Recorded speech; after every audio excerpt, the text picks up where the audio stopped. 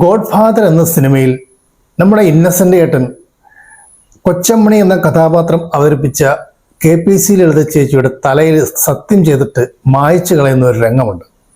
ഏതാണ്ട് അതുപോലെയാണ് ഇപ്പോൾ എമ്പുരാനിൽ ഒരു സിനിമ ഫുള്ള് റിലീസ് ചെയ്തതിന് ശേഷം അതിൽ നിന്ന് കുറേ ഭാഗം കട്ട് ചെയ്യണം എന്ന് പറയുന്നത്.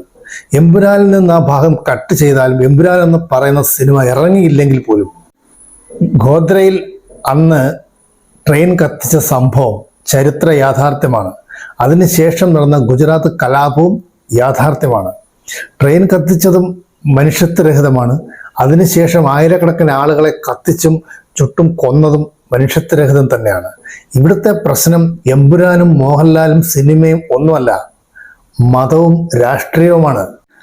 മനുഷ്യനെ നന്നാക്കാനെന്ന വ്യാജേന മെനഞ്ഞെടുത്ത മതം എന്ന കറുപ്പ് ഒരു ഭാഗത്ത് ആൾക്കാരെ തമ്മിലടിപ്പിച്ചും ചിലരെ കുരുതി കൊടുത്തും പണ്ട് രാജാക്കന്മാരും ഇന്ന് രാഷ്ട്രീയ നേതാക്കന്മാരും അധികാരത്തിലേറാനുള്ള ചവിട്ടുപടിയായാണ് ഉപയോഗിക്കുന്നത് മതങ്ങളെ എന്ന സത്യം നമ്മെപ്പോലുള്ള ജനം തിരിച്ചറിഞ്ഞിരുന്നു എങ്കിൽ ഗുജറാത്തിൽ അങ്ങനെ ഒരു ട്രെയിൻ കത്തില്ല, അതിനുശേഷം ഒരു കൊലപാതകങ്ങളും നടക്കില്ല.